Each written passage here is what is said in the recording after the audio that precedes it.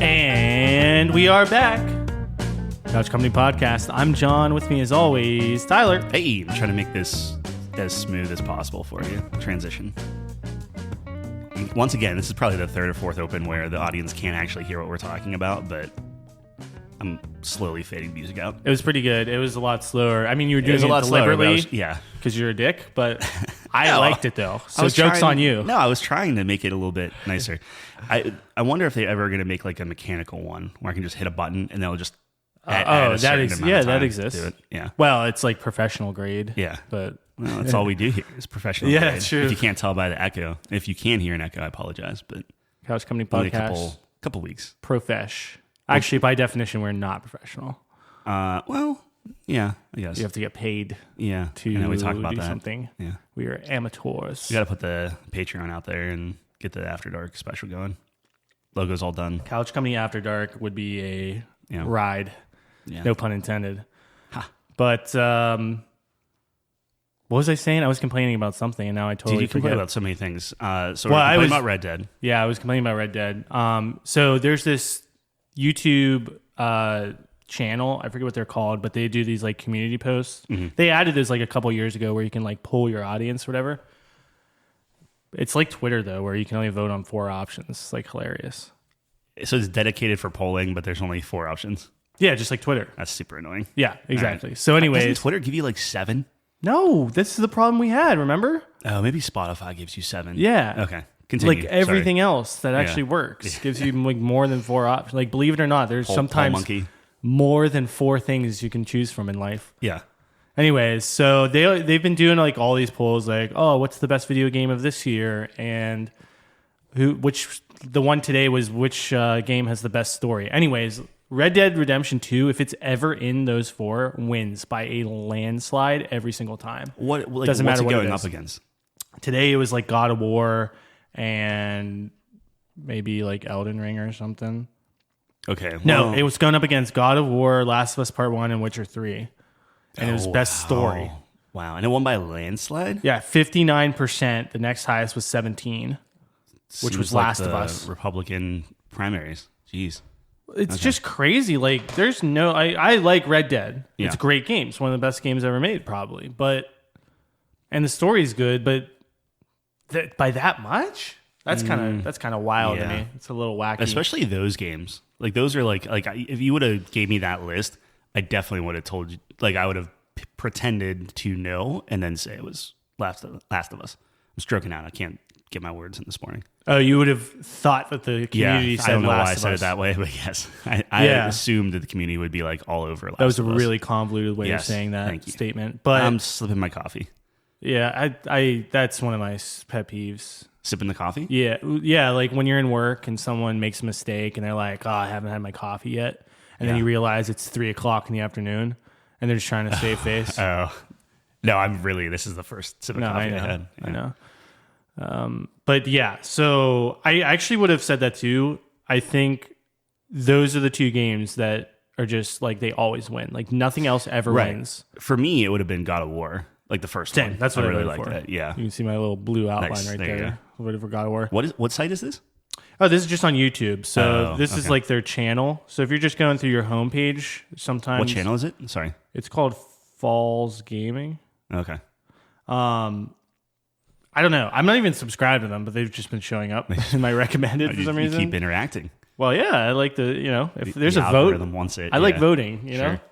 But yeah, no. So that's what's been coming up. But anyways, long story short, long story long, Red Dead 2 always wins, followed by Last of Us. Unless it's gameplay, then it's any Souls game you put in there. Like is Sekiro went also up against crazy. like these other games, and I forget which ones they were. I can actually probably look. Let me see what the last ones are. Speaking Just of to get your Souls, I was mind. so excited that the developers of Ori and the Blind Forest were making like a action RPG, like top down. That's the one we saw the trailer on, and the one thing. Yeah. It's not the pirate one, is it though? I don't think so. No. It might be. Pirate one? I think it's pirate themed because you were really excited, but I could be totally Oh, wrong. maybe if they're No, maybe it's not. stacking Maybe two it's things? maybe it's medieval or whatever, like fantasy. It looked more fantasy, I think. Yeah, it was fantasy. But anyway, everyone's saying like, "Oh, Souls guys will really like this." I'm like, "Well, great." immediately makes me not. Yeah, want right. it. That's like my kryptonite. Although maybe it is like that top-down view that I'll be a little bit more Okay, cool with. Yeah, that's interesting. because like I was good with the Prince of Persia stuff. You know what I mean? Like, The it's one we kind of the just same played? thing. Yeah, it's the same thing where it's like it's a tough boss fight and you keep playing it over and over again. But the perspective was better than this. Like, I hate the third person perspective where like it just feels so sluggish to play. Yeah, And that's a problem. Yeah, you kind of have to anticipate. It seems like. Yeah, which I know people like, but whatever. Yeah. So 2 days ago was best combat, and looking back at this, it probably should have won actually. So it was Sekiro, Devil May Cry 5, Ghost of Tsushima, and Sifu. That's a tough one. That's a good one though. Was DMC 5 good combat? I Was did it really not good? care for it. Okay. People liked it. Ghost is interesting. It has that kind of mechanic where it's like a rock, paper, scissors. Like it's all about your stance. Mm-hmm. That was interesting. So Sifu. I never played Sifu. Yeah, Sifu's very... Sifu's the one where you get older. Yeah. Yeah. I didn't play that one. Sifu was like really... Like every Souls game I play. Like you're playing through it and you're like, oh, this is fun. Like I like this. And then they just smack you with a boss that just pummels the Ends your crap life, out of you. yeah. Yeah, and you're just like, okay, well... I remember that one best fighting game that year, which is crazy. I could understand it, but also I don't know what else was coming out fighting game wise. It probably wasn't a lot. Yeah. I mean, that's not even a fighting game. I could see why it is. It's a brawler. It's not like your traditional fighting game, but I could see where they're kind of putting that out there. Yeah. Okay, so they did 2 other polls where it was best year for gaming. And since they could only do 4 votes, they did 2 of them. So one of them was, I guess I'm looking at it right now. Looks like they did odds and evens, which is weird. So the first one was 2011, 2013, 2015, and 2017. And 2013 won by a landslide because it had GTA 5 and The Last of Us. But then the third game that they listed was Black Flag, which is like, sure. But just those 2, it's like you have GTA or Last of Us or Red Dead, it's over. Like Yeah. it always wins. I kind of wanted to go back and play Black Flag just to see, because like everyone really, really loves that game. Same with Assassin's Creed 2. And I get it. It was a time and place thing. But like you go back and you play that stuff, and it's not nearly as good. What? Like it feels as good. Like Black Flag and Assassin's Creed 2 and like just like those games.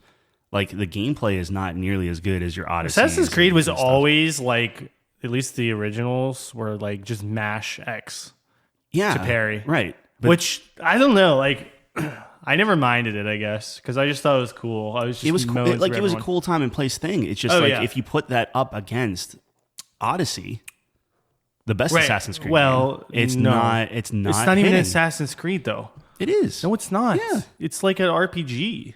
Okay, but that, I mean, it's still great. It's a different game. It's a different. I didn't even put it in the same category. You're an assassin. No, you're not. You got your little hidden blades. You're throwing spears, teleporting. Yeah, but them. you also have your hidden blades. So I think. what? I think you have a hidden blade. I don't even think you have hidden blades. I think you do. Don't think that's I true. don't actually don't do think that's now. a true statement. Yeah. Okay. The fact that you have to question that Yeah, shows you that that's it's pretty- not that's a pretty- it's not a that's fair. Assassin's Creed. I think. I'm not saying it's a bad game. I never said that. Yeah. I'm just simply saying I don't count it in the series. It's just so different, I guess, but it's very good. and I'm just so biased towards my Yeah. my, little Ezio. my clutch my pearls. If they remade Assassin's Creed 2, which they're probably going to end up doing Of course, because they're the quickly money's running there. out of ideas. Yeah. Yeah. I mean, just take You could remake that Odyssey trilogy. and you're good. You could remake that trilogy, and you could make it pretty good. I think. Yeah. Oh yeah. Gameplay wise, they have it there. They're good. Yeah. I think they've gotten away with it with the Viking one. Like Valhalla wasn't fun. I haven't played an Assassin's Creed in a decade, Yeah. maybe more. It's tough because the it new does one. not What was the interest new me. one that just came out? I have no idea. I can't think of They it. tried to go back to the roots, right? Yeah, and it was boring. What was it? Middle East? Yeah, maybe. I don't know. Oh, I can't even think of it. That's how forgettable they are now. Yeah. I don't know. Anyway. Yeah. I voted for 2011, Skyrim, Minecraft, Dark Souls 1. Yeah. Yeah. I could see why that lost, though. Minecraft's big. Minecraft's big, Skyrim's Dark big, Souls but started everything. Skyrim might have some lesser goodwill nowadays. I think it has better will. You think? Yes. I guess people are looking back on it fondly. Yeah. I don't know why. So I like, thought hey, Starfield remember was when like, this came out and we all Yeah. liked this one and Starfield sucked? Yeah. Starfield just put out their update where they're like, oh, now you can change your expression in photo mode. I'm like, yeah, that's what it was missing. That was the thing. That's brutal. Congratulations, guys. You nailed it. That's brutal.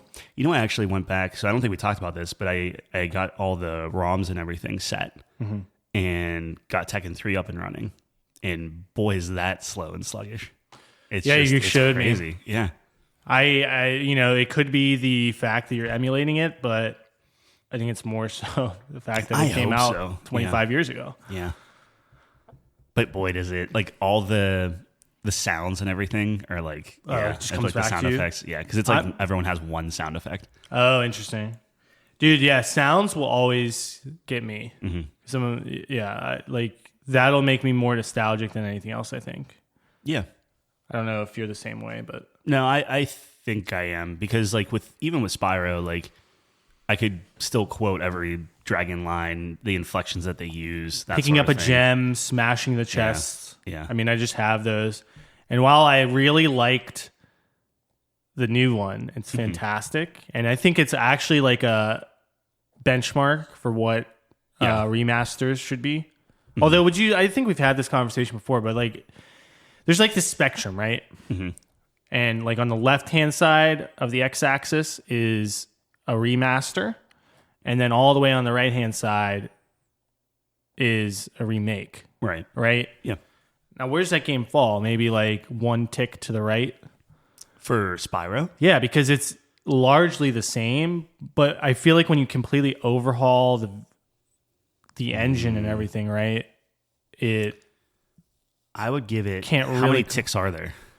I don't Is this know. on That's a 10 good point question. scale? I'm not sure. Or is it 10, 5? 10-point scale, maybe? Or Is it a 5? It could be 5. If it's 5, then it's 1 point. So what I It's mean by 1 tick. ticks for the audience, because they can't see my hand movement. I mean, they probably understand, but like, so you have, one all the way on the left-hand side of the line is just a pure remaster, which in my mind is an upscale. Exactly. It's same engine, same everything, just literally upscaling the resolution. Which I had Tekken running at 4K upscaled. Which might have also been a reason why it wasn't running well. Oh, yeah. There's a lot of things you can Tweak do with it. I didn't. I was like, yep, this is what I wanted. And then I immediately deleted everything and went back to Tekken 8. Anyway. That makes sense. And then every tick you go, and then our complete remake, I would say, would be like FF7 remake. Yeah. Where it's kind of almost just inspired to the point where it's just a totally different game, right? That's tough. You know what I mean? Yeah, I would almost say that that's a tick beyond the scale. Which, Final Fantasy 7. Yeah, true, because of all the shenanigans. Like, I guess you can't even do it that way because it's like it's 3 games. Yeah, but no, that's fair. Well, it's also like it's different universe. Yeah, it's or different. Whatever. Different. Yeah. It's mumbo jumbo. I can't wait for you to start the game, Is it crazy, dude? I have have no idea what's going on. Really? I have no concept of. It's fucking crazy. I don't get it. You don't get anything. Yeah, it's not. It's not. Do you wild, like that feeling, or do you crazy. not like that feeling? I just don't want that. I want to understand, like, what is going on, because I remember the part that I'm in from 7. Not to jump into Final Fantasy, but like, I remember some stuff. Okay. But then, like, right before that, there's this whole thing that I'm like, wait, what? Like, what is going on? And now I'm wondering, like, did I have to play the DLC? Did I have to play didn't they put a Crisis Core something or other out?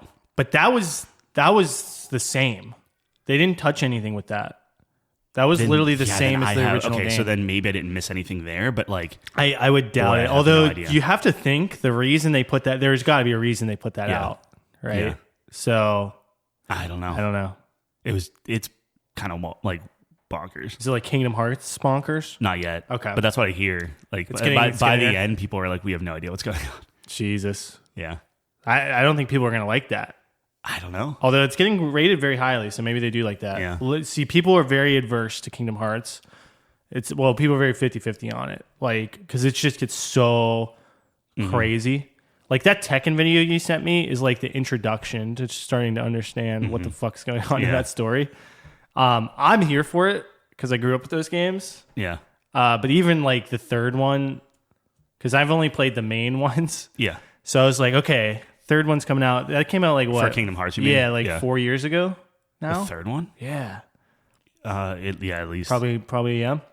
Which is crazy. It feels like yesterday. But I was like, oh yeah, I'm gonna get. Wait, was it the third one? Oh yeah.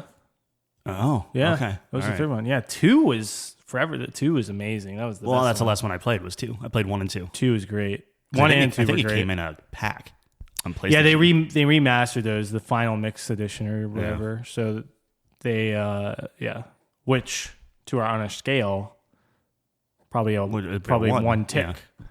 But anyway, yeah, like that's the whole thing. Is I think Spyro would be maybe like 1 tick above. Yeah, like number 2 or something, like the second or maybe, 2 out of 5. Maybe it is 3.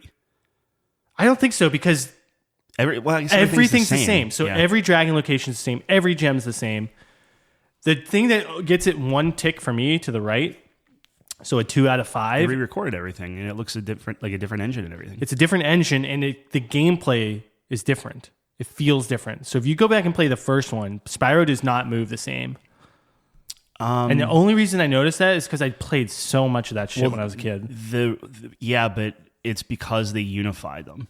So it's like on one hand, no, even if you played, I'm talking the original 3 across the board. Right. But what I'm saying is like his look changes over the course of the games. His movement changes over the course of the games. Like the responsiveness and like everything just keeps getting tweaked I think 1 slightly. and 2 are very similar. They're similar, but it still changes. So what they did is they kind of like redid it, and then it was like, okay, this is your Spyro for all 3 games. Which is good. Yeah. But it's like, I love the movement in the first game. Yeah, where you could just sprint the entire time. And it was tight. Yeah. You could, and you could do like a jump move where you could leap. Mm-hmm. So if you held square and X, you can, but it's delayed. I'm telling you, dude, I should be a speedrunner for this because I can just tell there's a difference. Yeah. I can just tell. I think once you get used to it again, but I see what you're saying. I like it. Don't get me wrong. I think it's amazing remaster. Like every stair, you can just sprint to it and like do like the little hops on it and never stop. Yeah. No, but I think that is the right call, right? Like, I really like that when they're doing like a trilogy and they're remaking everything or remastering everything. It's like unify that across the board. I mean, like obviously, but I think that was just a really good call. I think they did a great job with that. Yeah, yeah. I like that. But again, it's like the pinnacle of like a remaster, and then you have your Final Fantasies, and honestly, maybe not even your Final Fantasies. Maybe it's more like Resident Evil. Like where you're not screwing with like the storyline and adding new characters and stuff. I would say that like Resident Evil 4 is like a really good remake. Yeah. Because they did take some liberties for sure at certain points, but the core of it is the same. See, like a key component for me as well is like, does the dialogue change, right? In Spyro, no. In Resident Evil, yes. Right? So I think that's another tip-off on where it should lie on that conversation. But in the original Final Fantasy VII, so the weird thing with that is like you're going back in a flashback, right, into his town, like his hometown. Yeah, that's how it starts off right after you leave. So where this game should start. Okay, perfect. Yes, that's the one thing I didn't really remember, and it does start there. So technically, okay. So in the original FF7, you leave Midgar. And then you actually get like an open world, but you're supposed to go to Calm. So I think what they did was they skipped you traveling to Calm and you start in Calm-ish, and that's where the flashback happens. So it's like pretty close. But if you played the DLC, at the end of the DLC, they actually give you like a little cutscene of them traveling to Calm and stuff. Yeah. So it kind of fills in the gaps there, I think. I'm a little upset with 7 where... and it's not their fault, but like I played it all the way through a PC. Yeah. But I get none of those bonus items because it's not out on PC yet. Yeah. Yep. I'm in the same boat. Yeah. So it runs fairly well though. Yeah. Are you running it on performance mode? 100%. Yeah. I switch between the two, and it's like his hair gets a little pixelated and stuff because it's like upscaling some things like that in performance mode, but it's 60 frames, more or less. Yeah. It's a lot smoother. So it's like, no. Did you watch the Digital Foundry? No. I didn't because I didn't want to get spoiled on anything, even though they said, oh, we can only show a limited number of things. I've tried to not see anything on this. So me too. Yeah. I watched the their little conference thing or whatever, which didn't really. Digital Foundry? No, whatever they put out like a few weeks ago. Square Yeah. Enix? Oh, okay. That's right. Like you did watch that announcement or whatever. And I didn't watch it because I was afraid. They always do that, dude. They're just notorious for oversharing. I just don't. I did watch the previously on Final Fantasy. Oh, they have that? Yeah. Okay, it's actually done really well. It's like Red done 13 kind of like just narrates it, and it's pretty. I think I'm going to watch that. I always like watching those even if I know what's going on. It's just a good reminder, but it's also like, I like seeing how well they do it. They, towards the end of it, they do a very like blatant like, and then they're going after Sephiroth, but then Aerith like grabs them and says, "The destinies are entwined here. If you do this, it's going to ruin like whatever, change everything." And like I didn't highlighted. Yeah, so it's like this is a different thing. Yeah. Okay, now play the game. Yeah.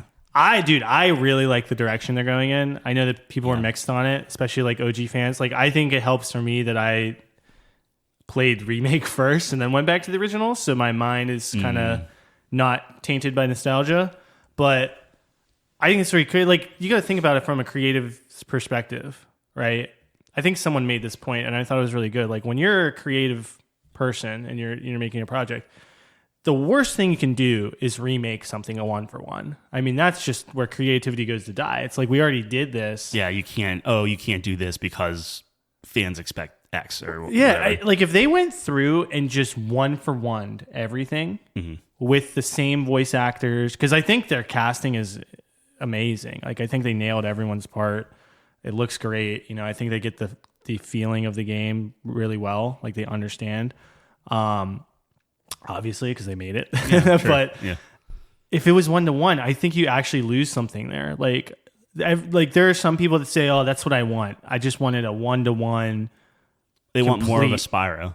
Yes, but I think I really like that they're taking that risk and being like, "No, this is something more than that." And I think like creatively as well, you have to do something like that because you're going to see the passion behind this versus like I think there's more of a risk if you're just rehashing it, because you got to remember in Spyro it was a different company that did it. Like Insomniac would not want to do that, right? Yeah, they would probably. That's a really good point. Like that's the same thing with like 343 doing Halo and stuff. Like whenever they grabbed the reins of it, they were. I think that allows you to do a remaster really well because you're new to the IP, right? You get that fresh perspective, and now it's still really important that you understand the property. But yeah, no, I don't think Insomniac would ever want to touch Spyro again.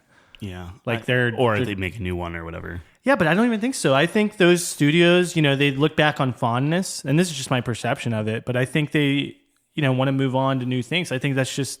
As a creator, that's just a natural progression, right? You want to keep moving forward. Yeah, but you also have like your baby, right? Like where it's like, it might not be a Spyro the Dragon, like, 3D platformer, but you made that IP, you made the personality, you made the character, like pull them into something new. I guess I think a Sucker Punch, for example, like, they just made Ghost of Tsushima, right? But they originally made Sly Cooper. Like that's their baby. That's actually what got them started. Because they were like a nothing studio until that game came out.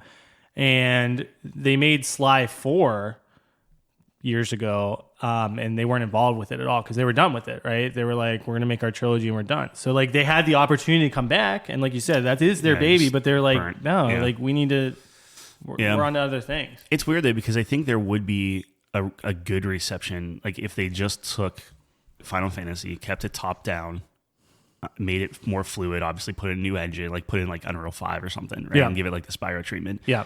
Make all the lines voiced. Yep.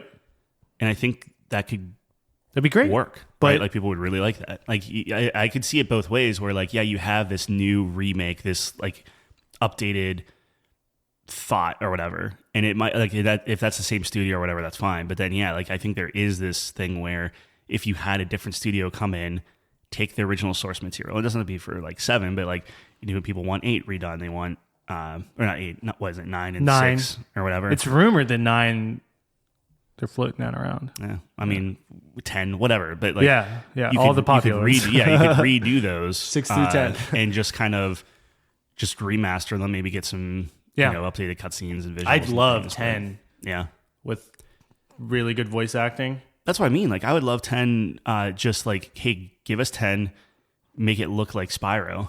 Yeah. Like, in terms of like quality. Put it or on whatever. Unreal 5. Yeah. Yep. And then, like, I don't need like a 3-disc or like 3-game span one of it. for Just, one. yeah, I just want to. Yeah. Although that was a really long game. That's true. So yeah. it's like, I don't know. No, I think you're 100% right. But my counter to that is the ceiling's not higher, right? Because everyone knows what to expect. Like, everyone who's played it knows what to expect if it's one for one. Mm-hmm. And then, everyone who's new gets to experience that for the first time in a really cool way. But the ceiling is higher when you don't know. Like, I love the fact that, like, our friend Kyle, who Final Fantasy VII is his favorite game of all time, right? Just loves that game, right? Knows it inside and out. He does not know. He's on the same level as me. Yeah. We don't know what's coming next. Well, I played the original after the remake. But sure. you know what I'm saying? Like, someone who's new to the series, I just love that we're all in the same boat speculating. It's just a callback to, like, the original where these crazy things happen and nobody was expecting it, and then you're talking about that and everyone's shocked, right? It's like, I like that it's a level playing field. Yeah. Yeah. So I don't know. Like the remake is just like the characters made me attached to them. So it's like that's my Final Fantasy, right? Like, I played the original and Kyle ran me through that, but it's just like, it's fine. Like, I don't know. I wasn't. It's old. Yeah. So it holds up better than Tekken 3, but yeah, probably. But that's, if you have a turn base, it's like bound to happen. But that's the thing, though, is like it's if they had the original, but just ran better, was voice acted, and things like that, would I still like the remake as much as the quote unquote remastered original? Mm-hmm. That's always the thing, right? Like, you want these games to keep coming up with you. So, like, your kids or your friends can play what you thought was, like, the best game of all time. Yeah, that's a good point. Because, like, right now, like, for me, like, objectively, it's not the best game. Like, there's tons and tons and tons of games that do every facet of it better. It does a lot of great things, but, like, every single thing I would argue it with does, you. I think it's a very good story, but yeah. Sure. But there are games with better stories out there. More succinct stories, better pacing. There's a lot, like, I'm not saying it's a bad game by any stretch, but I'm saying, like, it's been overshadowed, like, probably much too, because it's, like, inspired a lot of things, but it's just like there are better things out there. That's the beauty of it, I think. Yeah. So, like, why not take that and, like, just bring it out, like, give it like a facelift to keep it on that level? Well, that's what I thought they were going to do with that mobile game, because that's the style you'd want, right? Like, that game looks really good. They have that. It could be. I'm thinking even maybe make it style more realistic.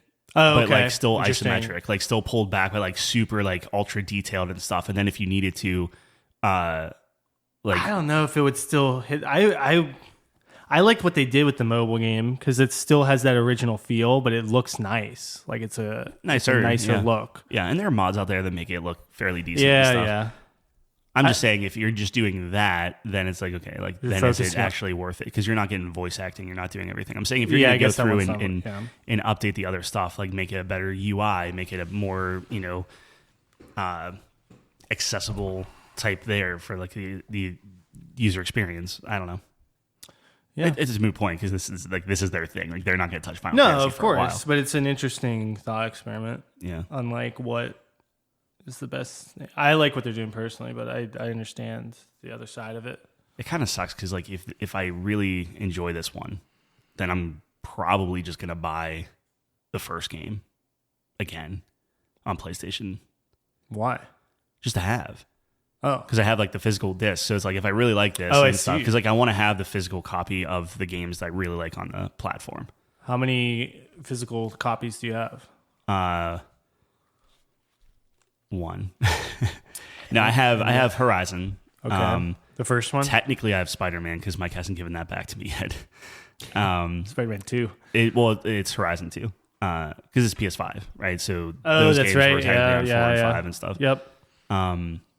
Yeah. So I don't know. I never played the DLC, so it's. I didn't either. Yeah. I didn't feel the need to. Apparently, Yuffie is really good in this one. Oh no, I did play for Final Fantasy. I thought you were talking about Horizon. Sorry. Oh no, I didn't play the DLC. I don't do DLC. If it would have gotten a mighty guy on Open Critic, I would have played it. But I saw it got purple, and I was like, that's not worth it. Yeah.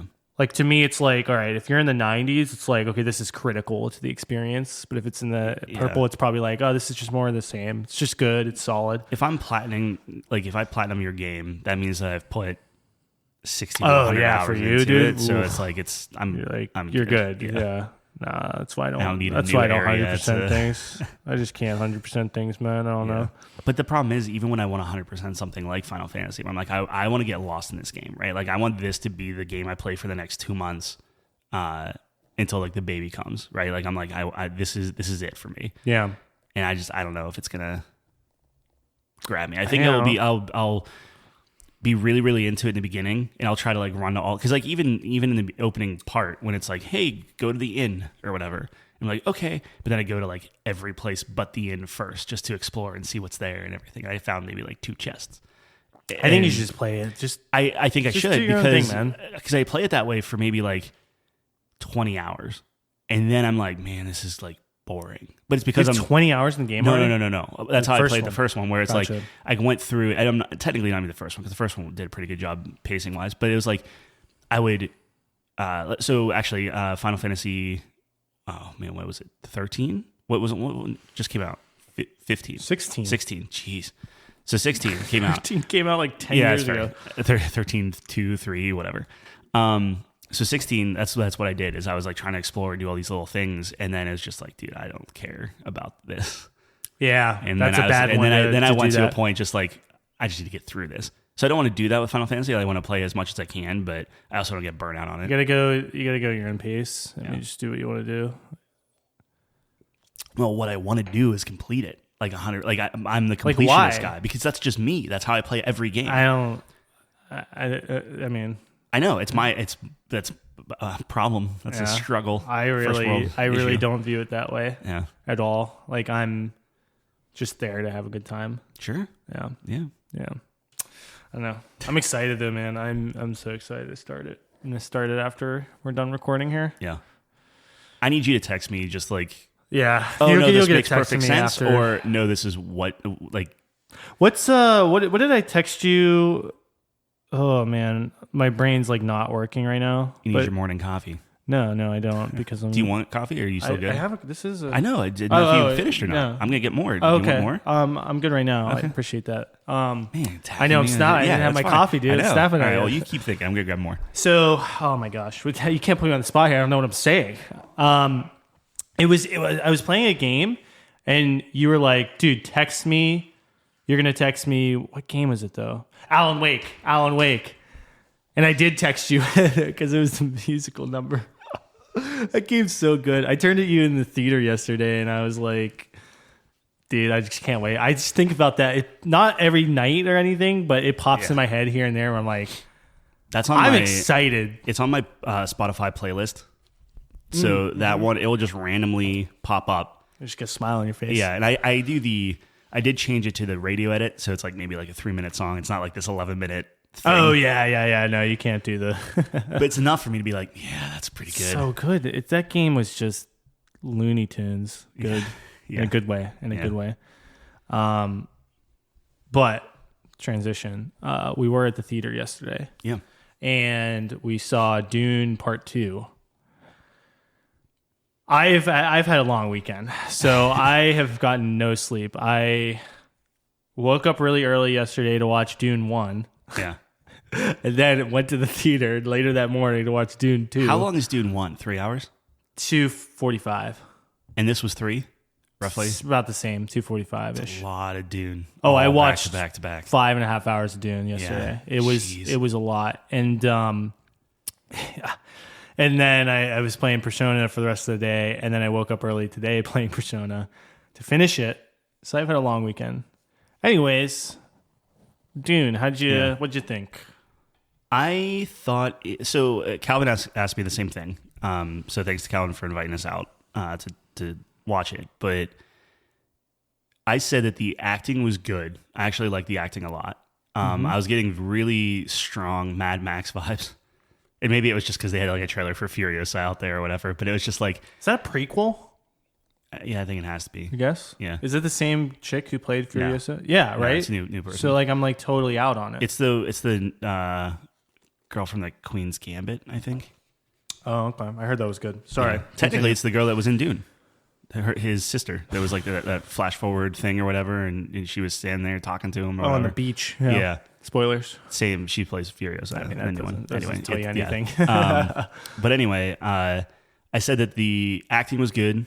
Okay. I thought that the storyline was like, it was fine. Like it was okay. Like he's trying to gain respect and whatever.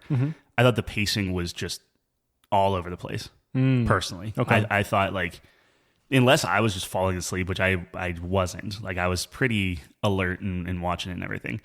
But I felt like there were these like long periods of like, they did a lot of like character building and stuff like that, and it was fine. And then all of a sudden, just everything's blowing up and people are screaming and this guy's like going in like, I'm gonna kill you, and then runs away. Like Batista is like going to like murder these guys out of nowhere and then runs away. And right. It's just like there's a lot of things that like, oh, we have to get to this point in the storyline, so we're just gonna drop this scene in, and it doesn't seem like the scenes are connected correctly. I don't know. It was weird to me. Yeah. So what'd you feel? No, I think that's fair. So the acting was good. I like the characters. I think they're all casted well, except for the Emperor, which is Christopher Walken, which is just such a strange pick.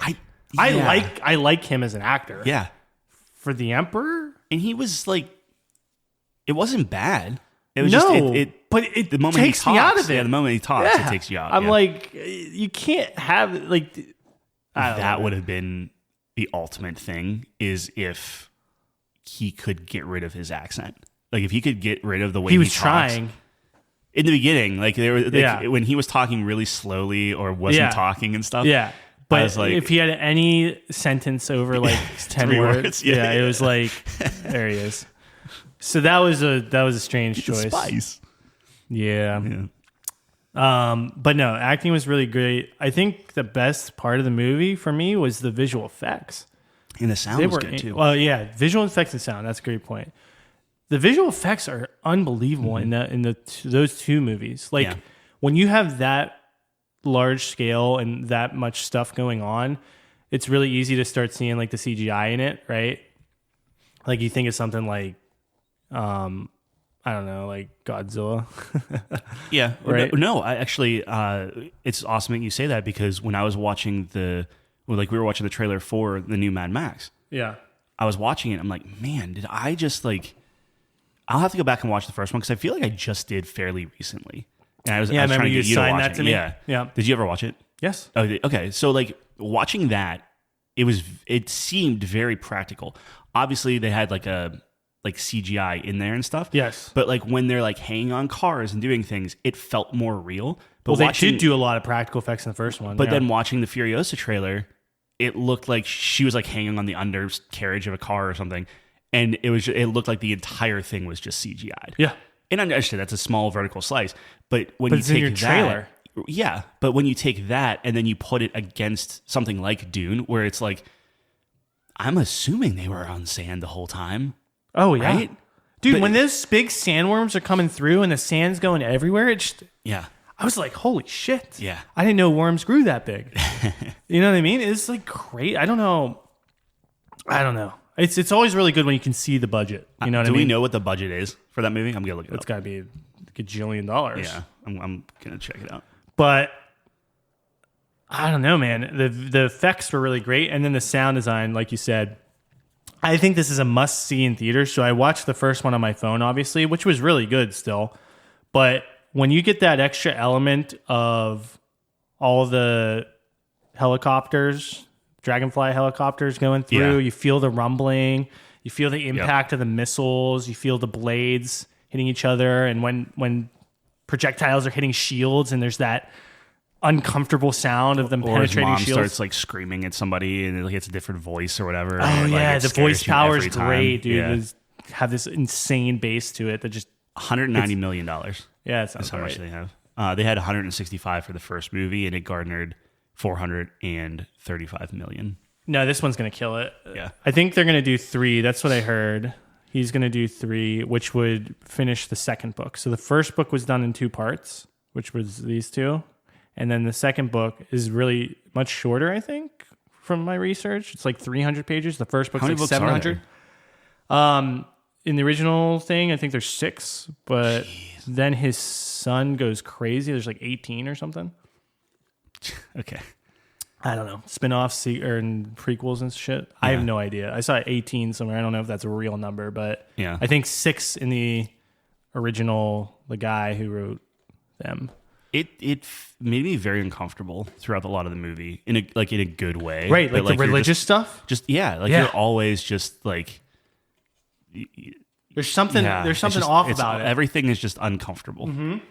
Like even, I felt the same way. I'm glad you said that. Even when his buddy shows up, Thanos shows up. Josh, whatever his name is. You mean Josh something? Josh Brolin? Yeah. Fuck. Who's he playing Deadpool? Oh, Cable. Yeah. He's great. But when he shows up, he's great. And he's like, "Oh, let's go get these warheads or whatever." It's one of those things, and I think it is the pacing. Where I'm like, dude, it's real convenient that you just pop up out of nowhere and then you have this family stash of nukes. Yep. And it's like, okay, did Elvis come in? So also the guy that played Elvis, what's his name? I don't know. He's a psychopath. Yeah. But anyway, he's there. And I'm like, did he come in and like he's pulling Josh Brolin strings? Yeah. I distrust him the entire time. And like, it's just like, I don't want to give spoilers away, but it's just like, I was on edge the entire movie with him, in a good way. Like it was like there's something about the tone of the movie that's very uncomfortable. Yeah. But it's like I guess it's supposed to be. Right? Yeah, I think so. I think it's not a bad thing.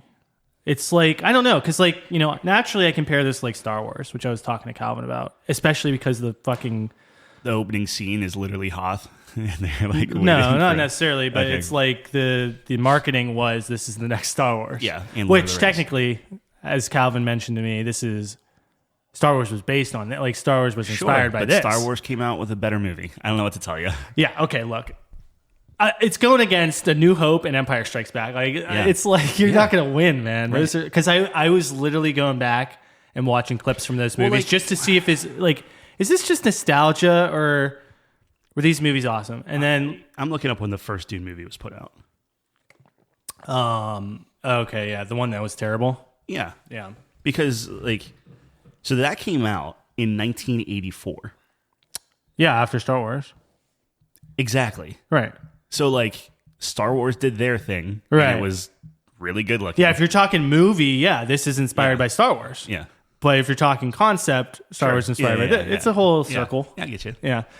But I was watching some Star Wars clips and the one, dude, in A New Hope, they go in, the whole arc where they break Princess Leia out of the Death Star is some of the best. Yeah. It's just so fun. Yeah. You just feel awesome. It just feels awesome. Han Solo's in the room. He's like, everything's okay in here. How are you?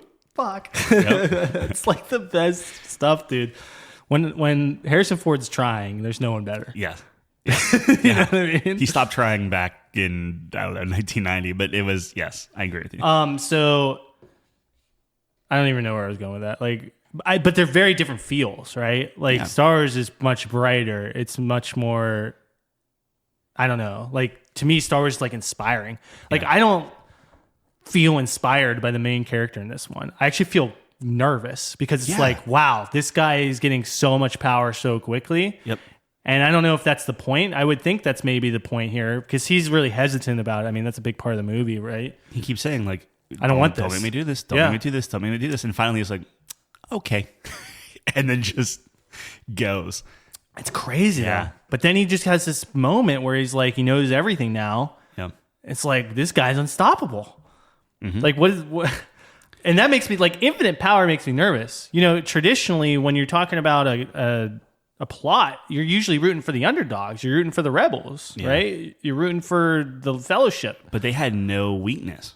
That's the thing is typically in a movie like this, you have the small guys, so the Sand People, right, are getting just routed. They're just getting just dominated. But this whole movie, I guess I don't want to get into spoilers, but it's they dominate. They don't have moments of weakness. No. It's just no, we're these rebel. Well, they have one. They have one when the new guy comes in, which again, I'm gonna try to knock it in spoiler territory, but essentially, like, maybe this would. I don't It think would be. I want to, because it just came out, so I want to like. Yeah. Maybe, Okay. So like, yeah, I guess the tactic he uses seems like the most obvious tactic in the world. yeah. It's like nobody fucking thought of that. Yeah. Like his uncle's that's like, what I mean. what a genius, what a strategic genius. I was like, Batista's this like just dumb. might be the worst idiot. villain of all time. Yeah. Of all time. Like, but I've been told Was he in that in the first one? Was he Yes. that bad? no, because we didn't see him really. Okay. But all he does is yell at people, Yeah. kill them. He's worse than Vader. I think his Yeah. death count's Oh, higher yeah, than yeah, Vader. yeah. Like Vader at least knows who his good guys are and he doesn't kill them, right? Mm-hmm. That's the thing about, I mean, that's what I was thinking about too. Like, okay, I just want to say, I want to reiterate, I really like the film. I think it's a great film. Yeah. I think some of the weaknesses is the villains are not great. Like there's no one I fear in this, right? I feel like religion. Like that's the thing is like it's the what are the Ben Gesserit? Oh, people, yeah, or whatever. Like the chicks. shadowy overlord Yeah, people that are pulling on the they're strings. cool. They're the people that you're afraid of. Yes, I agree. Okay, that's a great Yeah. point. There's not that figure though, that one person. But that's probably good because if you had that one person, then it diminishes their power, right? Because you don't fear anyone is because it's like almost like you see them just controlling everything. they're just worthless. Yeah, Yeah, so it's just like they're all pawns. Like That's a no really matter how, interesting like perspective. you go all the way up to the emperor, pawn doesn't so. matter. I think that's a great point. That's a really good way of looking at it. Which maybe I just have to look at it that way. But like when you're fighting against a specific enemy, though, I think it diminishes. Like that final battle, it's like these guys are terrible. They're just incompetent. They're just getting steamrolled. Like the Hornet things were just shooting into crowds of people, and I'm like, how are you targeting anyone? Like it's supposed to be. Dude, I don't like, know. I don't know. So it's like, yeah. So You have that. You have Josh Brolin white, coming over and like just screaming at someone, and they have like their like showdown that's like 5 It's seconds like long. 2 seconds. But that's the pacing problem, right? Like to me, if you wanted to have some sort of like, even without like a big bad, right? It could be just this small skirmish, but no, you just see Josh Brolin run through dudes. Oh, I don't get the showdown. The bald guys, okay? Like they're supposed to be this fearsome warrior race, it seems like, or culture. Yeah. Maybe I'm just interpreting it incorrectly, but like they seem like just warriors, right? That's like their whole society is built upon. Like the one guy, the new bad guy who's introduced is in this gladiatorial thing, but it's like rigged for him. And then he gets mad that it actually wasn't rigged. And it's like, well, where's your honor? Yeah. You know what I mean? It's like, are you guys actually... I guess not, because you get fucking flattened. I don't know. It's really... I didn't respect them at all.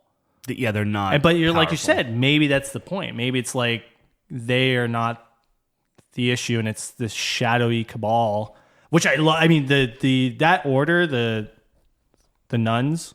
Yeah, That's that's my favorite part of it. And I think my favorite parts of the movie is the political intrigue of it. I really like that everyone's vying for power. Everyone's trying to make their own maneuvers. Like the bald guys are trying to take over.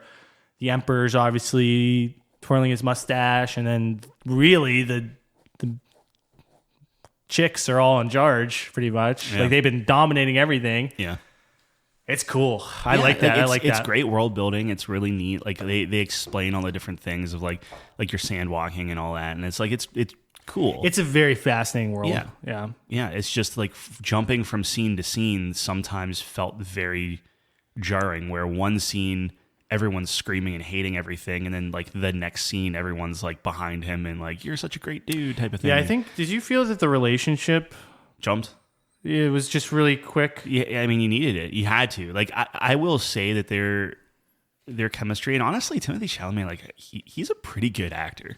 Oh yeah, like he's very believable on that. Like for the most part, like great, especially towards the end when he becomes enlightened.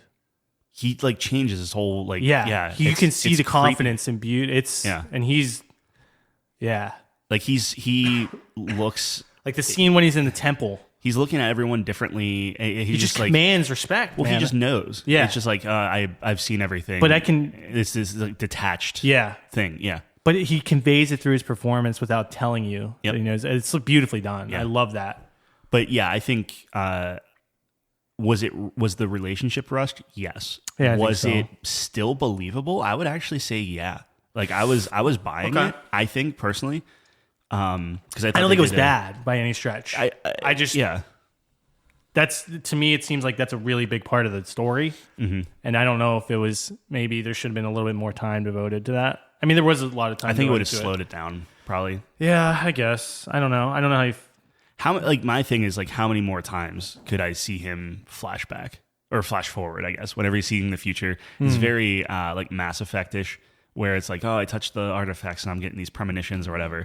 How many times do we need to see like people starving or something? I don't care. I love Mass Effect. I know, but we saw it like half a dozen times, if not more. Yeah. Like The every same time. scene. Yeah, just over It's got a and soft over spot and on over. me. You touch a Reaper relic, you know what happened. You know the price Well, no, I'm you talking pay. in Dune. It was like, I know. I'm yeah, saying. yeah, fair enough. Just say it's the same thing.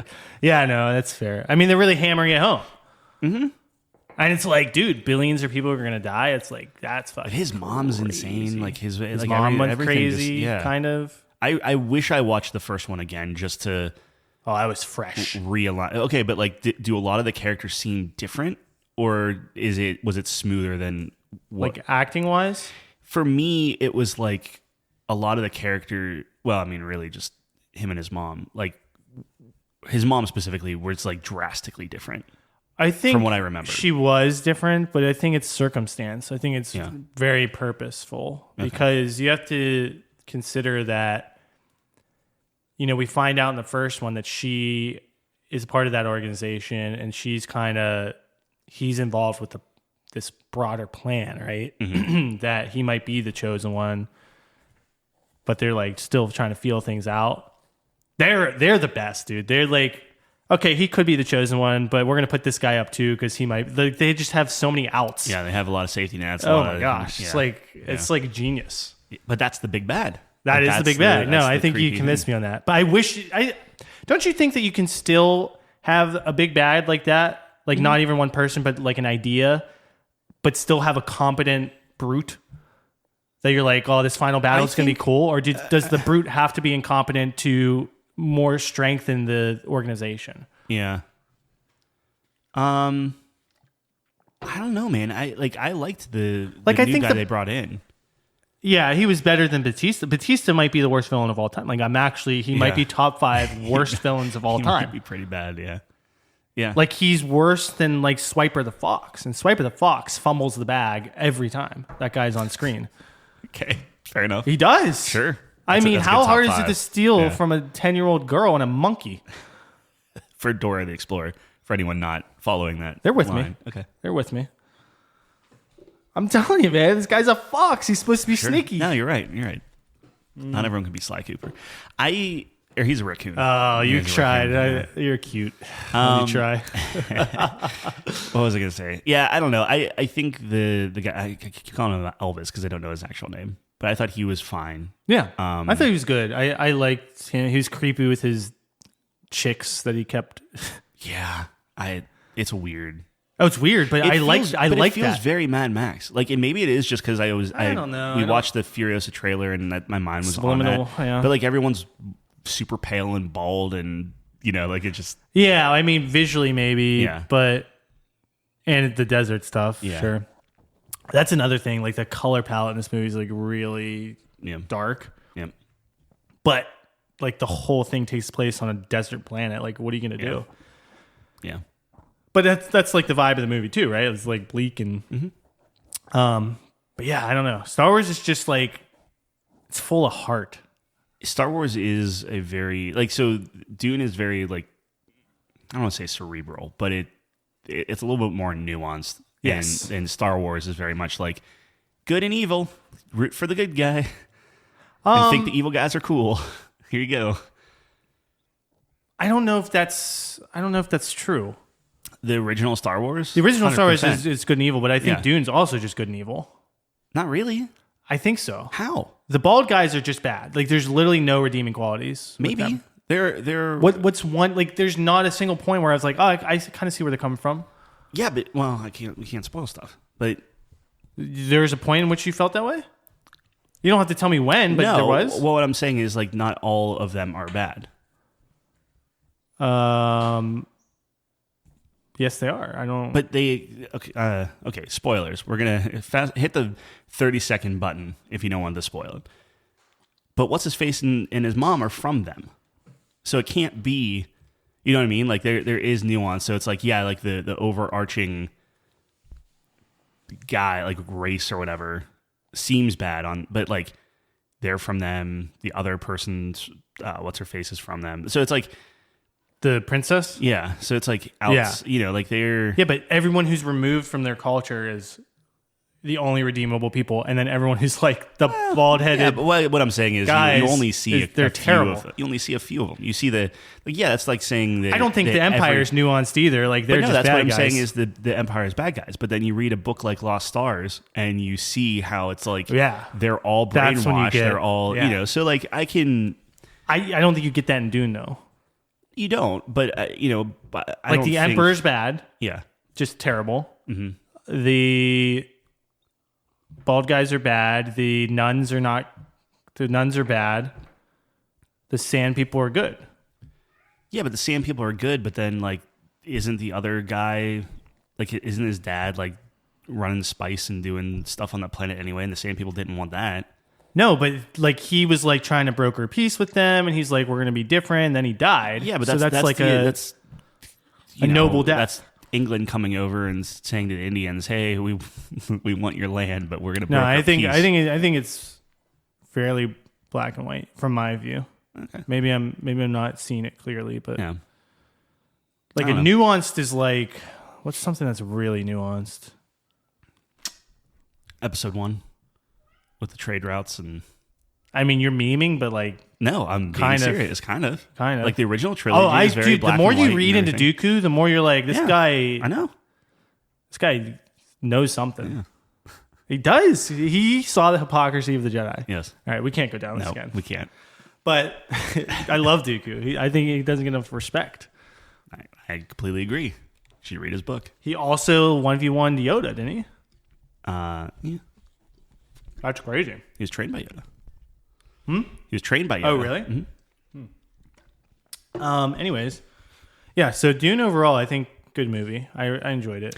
It was good. I don't know, waiting another 2 years for the new one or whatever. More than that. Yeah. Because he was saying like he wants because the second book takes place like 12 years after. Yeah, I think I would say like 10-year gap or something. 10-year gap or something. So he wants to, I mean, he's not going to wait 10 years, but a couple years to let them grow up a little bit. And sure.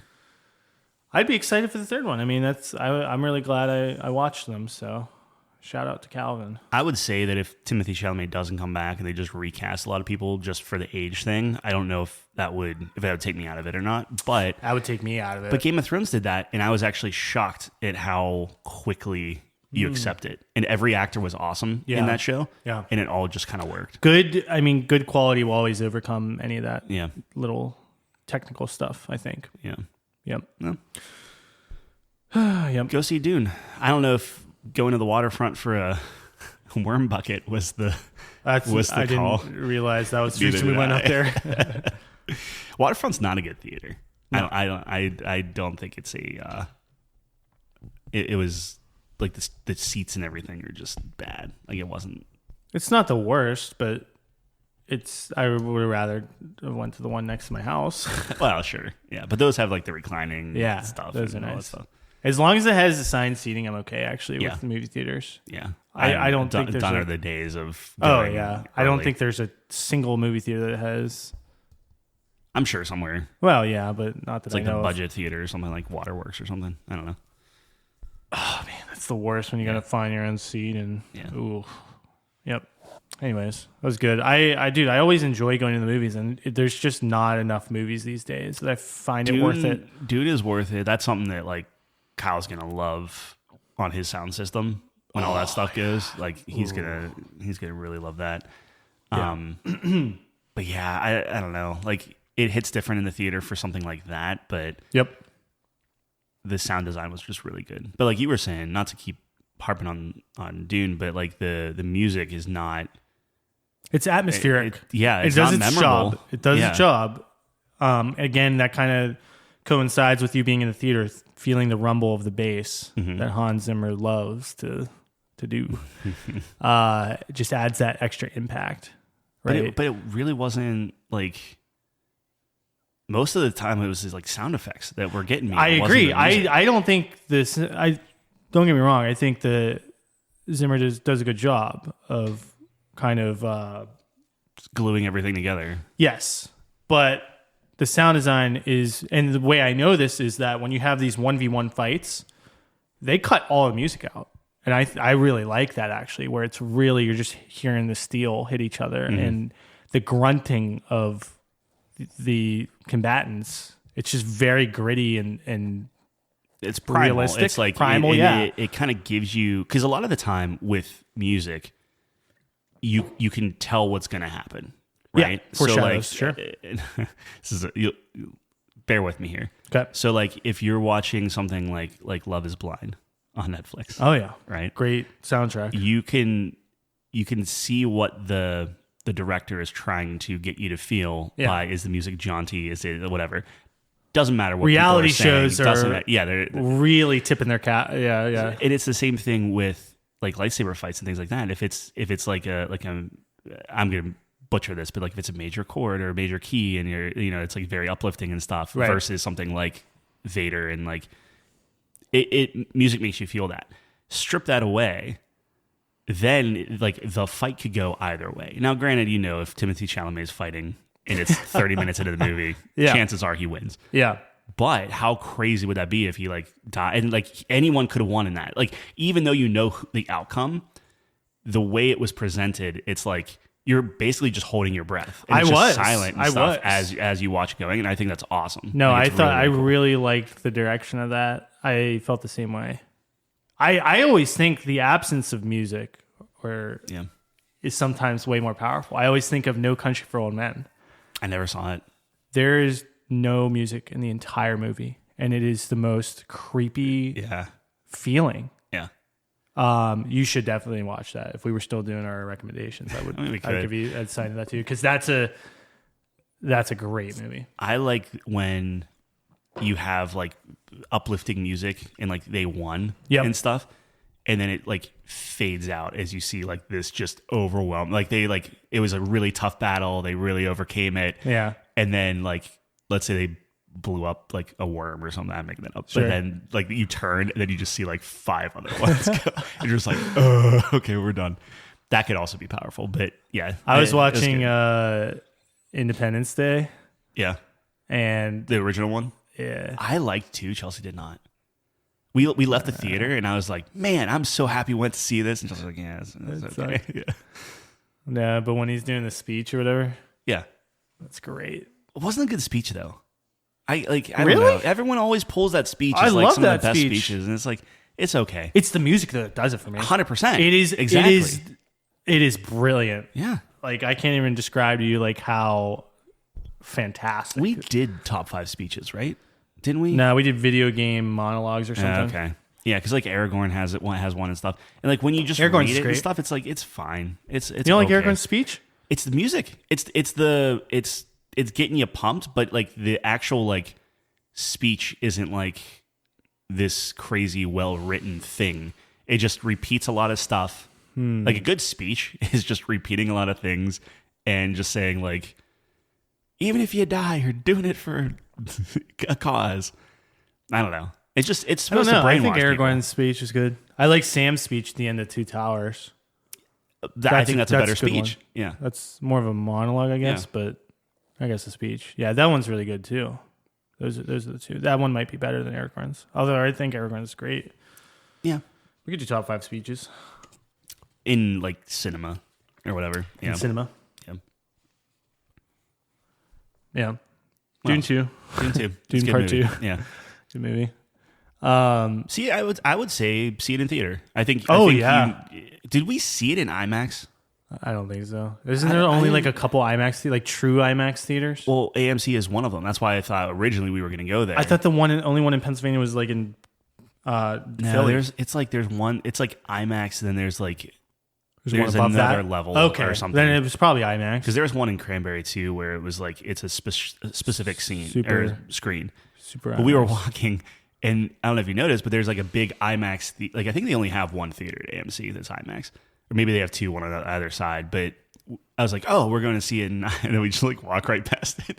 I was like, oh, okay, because that's like the one that they renovated, so they have like one really nice theater. I see. We got put in the. I don't even. It's not even a theater. It's like one team room or whatever, and then we go next door. Yeah, that's hilarious. Yeah, I was not paying attention because I was very tired.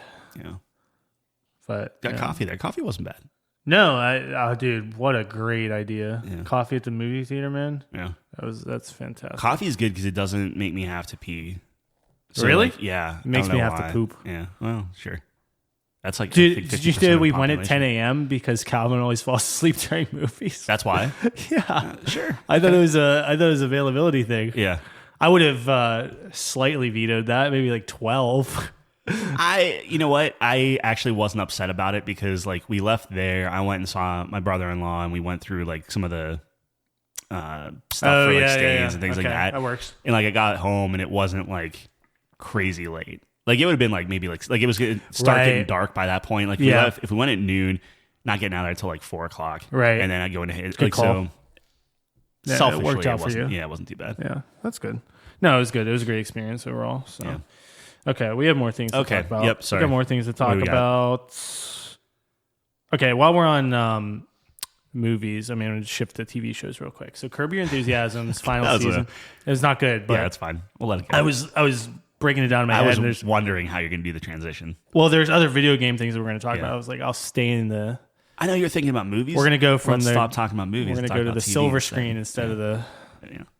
What's the movies? Gold screen? Big screen. Big screen. I don't know. Curb Your Enthusiasm show. Yep. And they're on their last season. And I love Curb. It's hilarious, right? One of the funniest shows. And they've been going for like, 20 years? Yeah, it's crazy. It's go back like and crazy. Watch the first ones. I was watching some of the earlier seasons, and they're talking about Hurricane Katrina. Oh, really? That's like 05, right? Sure. I mean, I was still working at GameStop, so it's crazy. Yeah, it's been a while. I don't know. 20 years might be a stretch. I want to say it's. Oh close. no, you're right, because we talked about this forever ago, where it's like they started way before. I think. Yes. There was, and then there's a break, and they came back. Yeah. So, anyways, and Larry David looks the same, which is the funny. Like the guys look the same for 50 years. I swear to God. Yeah. So, I really like the show. I think it's hilarious. But I saw an interview with him, and he was like kind of peek behind the curtain sort of deal, where he was like, yeah, so the show's like pretty much improv, which I knew, right? Mm-hmm. Like they have a loose script, like an outline of what they're going to do, and then they just play with it, right? Yeah. But what he said after that was they do a bunch of takes, and then they cut it together. So he gives a lot of credit to the, editors of the show. Yeah. I didn't know that they did it so much though. Now really? I'm noticing every time they're cutting, like he'll say something and then the camera will come back to him and he'll have a different facial expression. And you can just tell it's a different take. And it is taking me so out of it, man. So why do you do this to me? Oh, like I wanted to like rewatch because we're finishing up. I was finishing up Parks and Rec, and maybe I was going to go to Curb. Maybe not. Maybe you won't care. I didn't notice it before. Me neither. But now I'm just like I see every take because it's just the slightest thing. Like he's a little bit to the right. Oh, just and I'm like, oh my God, I can't not see this now. And it's every scene. I'm just like, oh, that was a different take. That was a different take. And now I can just piece it together. Oh, I wish I never heard that. Yeah. If that's I thought you were gonna like. No, it's not gonna ruin the show for me. But I am always watching it and just noticing that now. Yeah, we're going through New Girl right now, and man, that's such a good show. It's very funny. I heard that was a good. You never saw New Girl? No. It's really funny. I don't watch TV shows a lot. It takes a lot to get a TV show out of me because that's a lot. That's big. You're on the anime. Like you're gonna watch TV, you're hitting anime up. I haven't though. I've just been playing so many games. It's like I really like the. Damn it, I forgot its name. I was gonna try to. Yeah, good try. Tensamushi. You can't get that. Season 2. What? I don't know. They just won best anime of last year. Oh, did it? Yeah. Oh, Tensen. What is it called? I know what it is. Yeah. It's like 2 words. Samurai. I don't know. Look it up now. Whatever. It's not Samurai. It's no 10 cent Black Rock. 10 cent. All right, keep going. I know what you're talking about. I'm sure I have it somewhere here. No, I have it right here because I watched it. I have it right here. It's going to be faster. Jujutsu Kaisen. Oh, that's not what I thought you were going to say. Jujutsu Kaisen Season 2 won It's not what I thought you Crunchyroll were actually Anime of the going. Year. I thought you were going Mushoku Tensei. Because you kept saying basically 10, 10, 10. Yeah, what did I say? Yeah. Well, Jujutsu I meant Kaisen doesn't have any 10 in it. Kaizen rhymes with 10. Nice. Good save. Yeah. No T's, though. Well, Jujutsu Kaisen was great. I haven't finished it, though. I'm like halfway through it. Some call it Season of the Year. I would have given it to, I think Vinland Saga came out last year, the second season. I think that was better. I mean, you can't get past the milking of the cows because you're a baby, but Yeah. yeah. The intro is really cool. He was like jumping from boat to boat. I think you just need to get to season 2 because I actually think you'd be one of the few people that would appreciate the shift in tone. Whereas a lot of people are like, didn't. I should watch Invincible Season 2 that's been out. That's what you should watch. Yeah. I haven't watched it either, though, because I don't have Prime Video. I think we have. Well, I mean, yeah, if we have Prime, we have it. Yeah. I haven't heard a lot about that. Actually. Me either. Like when Invincible first came out, like it was all over the place, and maybe season 2 just didn't slap as hard because the shock value is over. Right? If I look it up, it's just he's in Mortal Kombat. Oh yeah. Omni Man. Okay, so as I said, playing a lot of games. Yeah. Not even like a lot, but just games have been taking up a lot of my time. Yeah. So you have significantly more time in one game than I do. Well, I don't want to. Sorry. What game? You Balatro? Yeah, Balatro. Balatro? Yeah. It's officially Balatro, but we can call it whichever. I call it Balatro, and you have like 8 hours in it. Yeah, unless you played more since you. Nah, there was just that first week that you just crushed it. I was addicted. Yeah. I was addicted to it. And I still play here and there, but I got to finish Persona. Yeah. Well, I did finish Persona. And we talked about it last 2 episodes ago or whatever. Yeah, you were describing it to me, though. So now I played it. Did I describe it fairly? You did, but you have to play it. It's one of those games that's pretty hard to describe because you were like saying stuff. And you're like, you got to beat the blinds. And I was like, what does that even mean? Yeah. Yeah, no. So there's just like obstacles you have to get past. And then you get to buy from the shop and just make your deck stronger. Yeah, it's a poker deck building game. Yep. Real quick, because we don't have to spend a ton of time on it unless you want to like. Did you want to review it or do we? I was gonna give a rating. Just give a quick rating of it. Just a quick what I thought and a rating. My quick question for you is like, what's your opener? Like, I found myself like whenever I start a match, if the you know how you get like rewarded if you like skip a blind or whatever. You do the double skip. I typically will do a double skip and just go straight to the. It depends what's on the thing. Yeah, it depends. Yeah, like if there's a rare Joker skip, I'll do that, but I'll have to play another one so I can buy the rare Joker. Yeah. So it really if there's ever like a fluctuate, all the packs in the store are free next round. Yeah, I always skip that. Always hit it because you don't need money. Yeah, at that point. Yeah, exactly. Yeah. And then if you get a double skip with like 2 really good things, and then you're able to beat that boss, you're just in such a good spot. Yeah. So I mean, the boss is 2 straights or a flush and a double pair, full house. Or whatever. So that picture I sent you where I got like in the exponents. Yeah. What the heck? I got 2 legendary Jokers. Okay. And then like 2 negative Jokers. Well, the thing I like about that is if I wanted to see if I could get to where you got, is I can just pull your seed. Yeah, I sent you the seed. In. Yeah. Yeah. Yeah. Yep. Sounds a little gross. Yeah, but I can do it. Yeah. You could do it. It's cool. No, that was a crazy run. I could have gotten higher, but when you get to late game like that, my brain stopped working. Yeah. It's like crazy, dude. It was so nuts. Yeah. And then I had DNA as well, so I could duplicate cards. So my whole deck was just like kings or something. Oh, okay. Yeah. So I was just getting 5 of a kind every hand. Like I got a couple of the tarot cards where it's like, just replace, or maybe it was a Spectre card or whatever, but it's like, replace this hand with all the same suit. Yes. And then I luck out. And it's like love just all hearts opening and stuff. with that. Yeah. Because it's like, okay, I know I'm going flush build now, but I didn't already commit to flush build. So it's like, now I know which one I'll go to. Oh, That's the best. There's one Joker card where it's like every time you play a blind, it increases the multiplier by like half or something. Yeah. But it deletes one of your jokers. So like that's the only joker you can have. Oh, it eats them, yeah. Yeah. Yep. And it's like I got pretty far with that one. Like I got pretty good. But it's good, man. It's a fun game. It's a really fun game, and it's just so creative. Yeah. I mean, we just live in such a age of indie games. But that's the thing is like that grabbed 8 hours of your time instantly, just automatically. Yeah. It's such a simple. Yeah. It's not actually that simple because there's a lot of layers to it, but it's like but it's conceptually like it's always simple. that one more. It's like you can and like it's not quick though. Like when I was playing Hades, it was like quick. Yeah, one mores. Yeah, this was like another hour and a half because I went on. Or a you're big playing run. like Tekken, and you're just like, I'll play 2 matches or whatever, and it's like Tekken's like beautiful minutes, for the one more. Yeah, Tekken's great. Although my thumb starts hurting. That's when I know we got to play more of that. My thumb has a callus on it, dude. It's your little Tekken callus. You name it Nina. Crazy. Nina's wild. Yeah. Just so many half circles that I'm just digging in to that controller. Did you get a controller? No. You can have the white one down there. Why? Because I got a controller. Did you really? Yeah. Are you sure? Yeah. Okay. Because I'm purging, and I'm in the midst of purging stuff. So just remind me you can grab it. The sticks drift, so they're not going to help you out. But the D-pad. Well, no, I do need the better Smack, D-pad. I do need the better fine. D-pad. I love Nina. She's great. Yeah.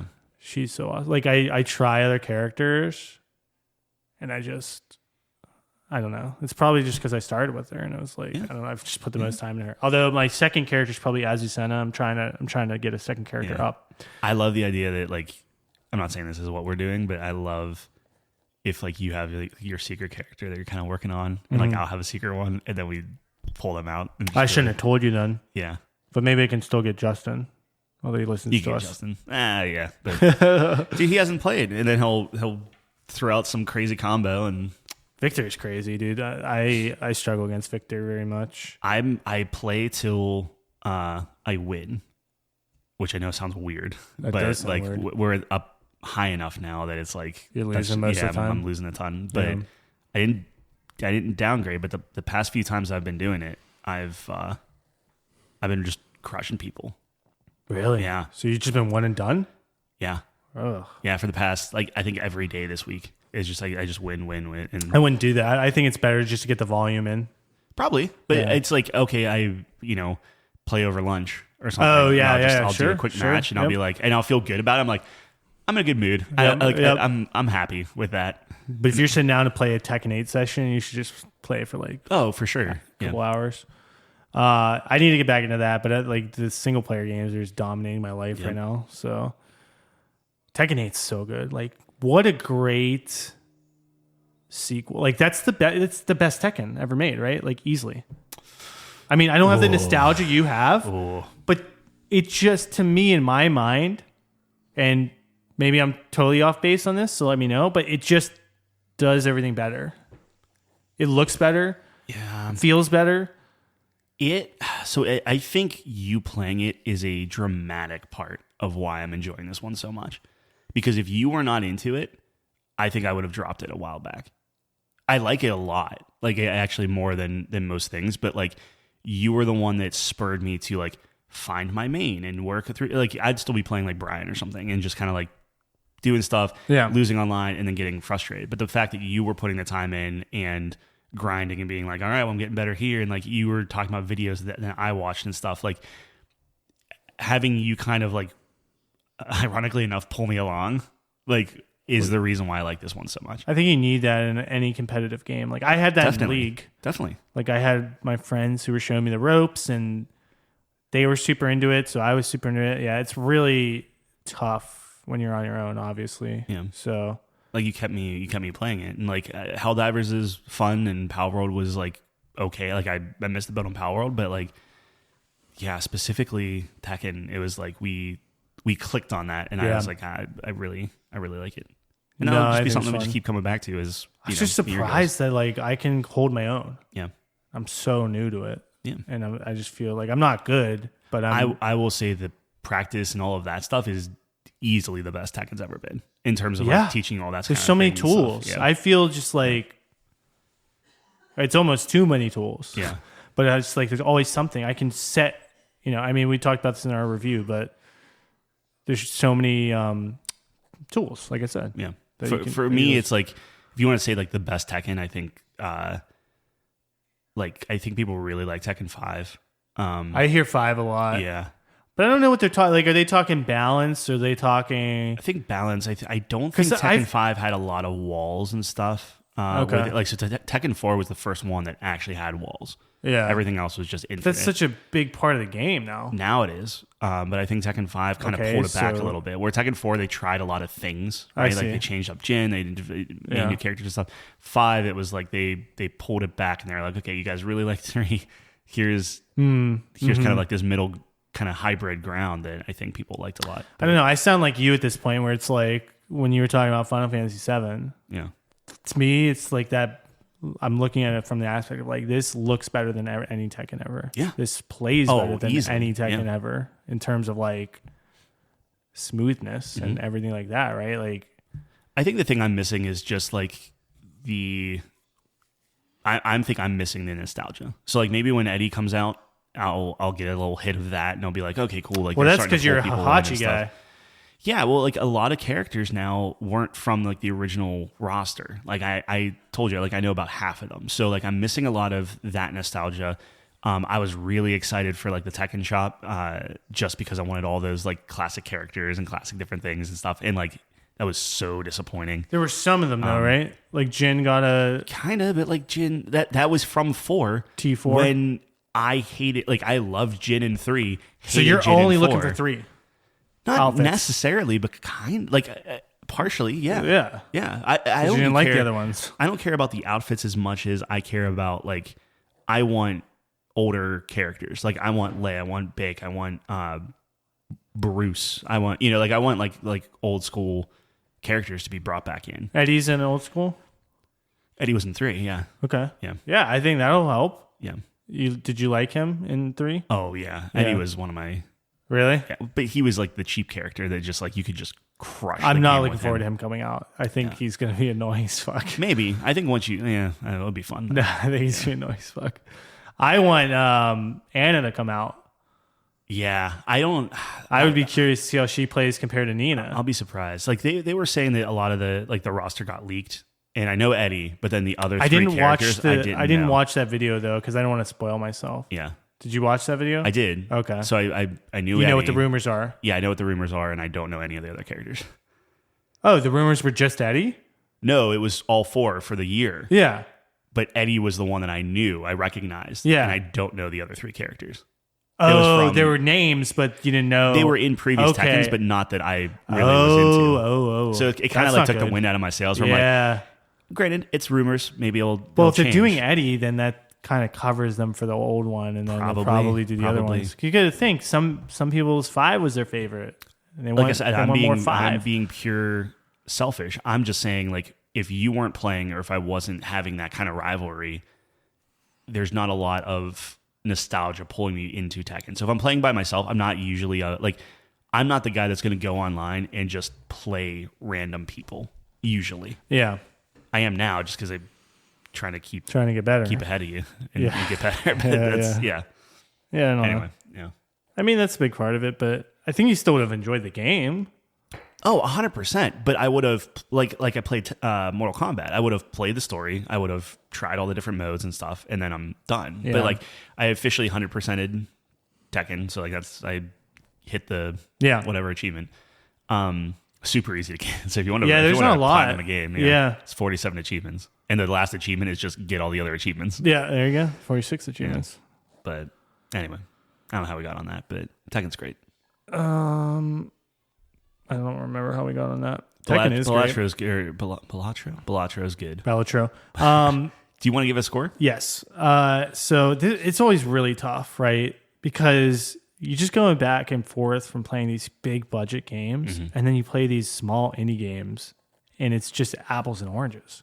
Yeah. So how do you compare the two games? I mean, it's so like you look at Tekken 8, for example, it's like so much budget Yep. in this game. Like this has to be easily the highest budget Tekken ever. Like Yeah. you can tell that they put a lot of effort in it, and it looks amazing, and the characters look so good in that game. Yeah. Like I really like the character design. But in Balatro, it's just a card game that's in this like CTV like Yeah. So I shut style. all that stuff off. I turned off the shake. I kind of Yeah. made it a little bit more. I actually think it looks like garbage when you turn all that off, so I keep it on. I lowered it a little bit, but I turn it all off just because on the Steam Deck it oh, plays a okay. little better on a small Interesting. screen. Yeah. Interesting. Okay. The way I view Makes it is, and we talk about our rating system where it's like, for if you have an 86, that's a silver. If it's or 86 up is is a gold. Yeah. Where it's like, okay, how much did I like this game? I think it came out of nowhere. I really enjoyed it. I think that it does stuff differently than like anything else. Yeah. So in my mind, bare minimum, I would give it an 86. Right. But when I take that and I look at, what does it have to offer? Like how much extra stuff do you get where it's like you have endless mode, you have all these other things you can unlock and all these different decks and, what they say, like 150 different jokers, which are all randomized stuff for the game and whatnot. Has a good, not multiplayer component, but like good, hey, here's the seed, you can go play it and try your hand on it or whatever. But I think it's really, really clever. I think every time I play it, it feels new. Like, yeah, it's like, okay, I'll do a flush run or I'll do a straight run or spades or whatever. But it still like kind of like you get one card that can completely change your entire goal, which I think is really, really neat. So for me, it's like I do a quick judge of how do I like the game. I really like it, which, okay, that's gold tier for me. And then what would I change about the game? What does it not maybe do as well?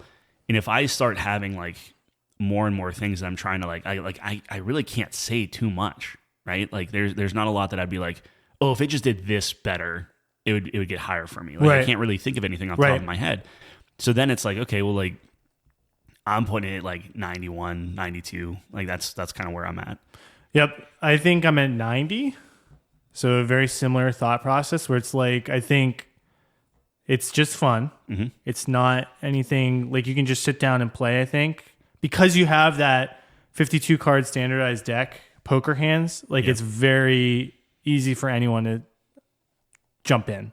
Yeah. Now, the jokers are a completely new dynamic, right? There's a little bit of a learning that goes on with there. I don't think anything too crazy, though. But that initial, what am I trying to accomplish, is there. And it's just math. So it's like, I think anyone can play that game, have a great time. It's very universal in that respect, which I think that's a sign of a great game where anyone, because you were talking about like, I remember we were talking about greatest games of all time and stuff. And you're like, well, I think it should be something like Mario because like anyone can enjoy that, right? So I think there's like there's something there when it comes to that where it's like you don't have to like a specific genre for this.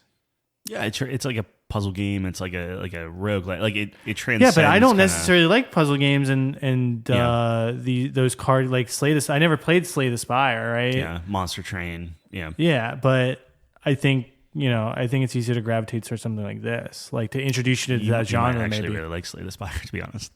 Yeah, no, I'm not saying like I remember I was talking to Nate, my cousin, about this, and he didn't like Slay the Spire that much, but I think he might enjoy this game if you give it a try. So, anyways, yeah, I was thinking 90 because I think it's just a solid game. It's a new experience every time. You get to think creatively about the different builds you want to do. I'm still discovering new jokers and like putting things together. And it's like, oh, but if I get these two, that would be a crazy combo. And so many unlocks. And then you have the different levels that just add a new layer to it, right? Yeah. So you unlock all these decks. And then once you get all the decks, you can start beating them again to get levels. And it gets harder and harder. And you got to be more creative. And It's there's so much to it. It's like a balloons tower defense in terms of content, man. I wouldn't even go that far, but it's a lot. Yeah, I mean, I guess technically from a way, It's not as much as Balloon. You can kind of completely change how you. Yeah, Balloons is crazy. That's the greatest game ever made. But yeah, You good on your mic? I just keep unscrewing it. Balatro is really great. I give it a 90. Yeah.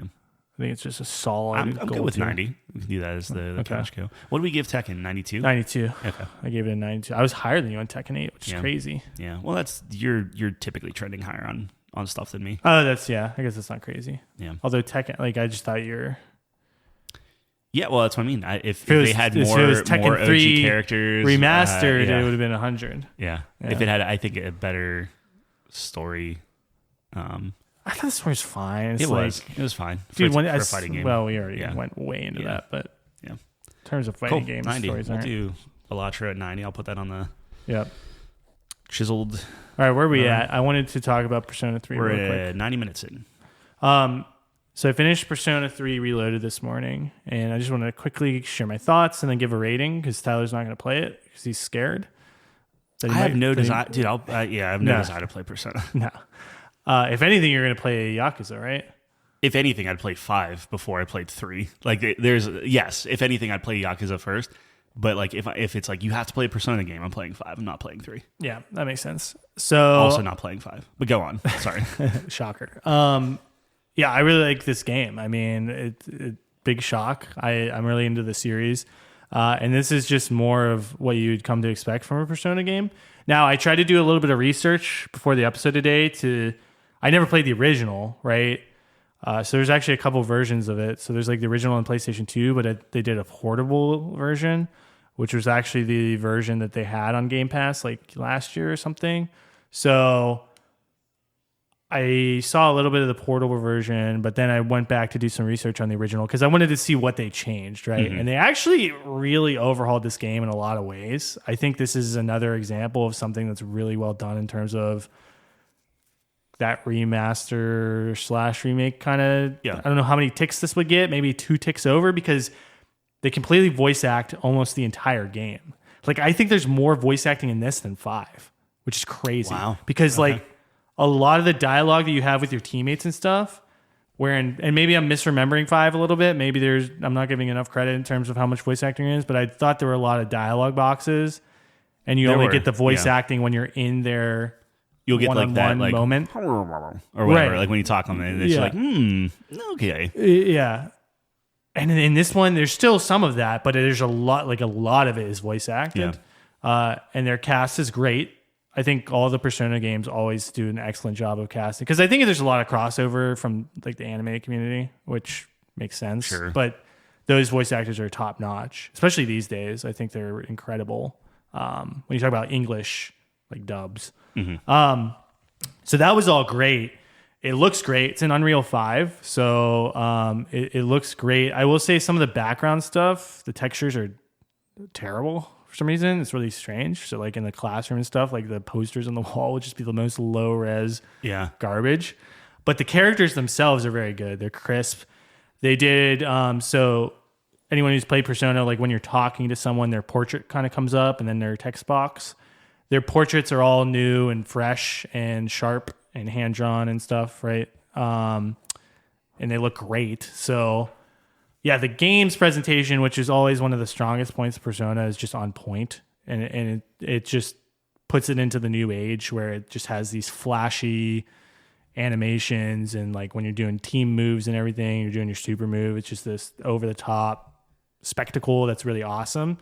I think the menus are really cool, too. Like, I think that stylistically, just some of the best parts of the game and what draws me into it a lot.